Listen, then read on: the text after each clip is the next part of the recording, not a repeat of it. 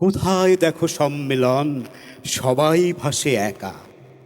ঝরা জলের দাগ দেখেছি, তোমার পাবো দেখা।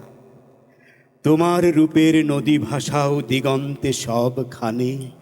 রসাতলের টান বেঁধেছে, ভাসব তোমার টানে। রূপ তেমন লতাও নয়, অন্য কিছু আছে। রূপ তেমন নদীও নয়, ভাষায় বৃহৎ গাছে। কি যেন গান, কি যেন সুর, সাপের মতো দোলে।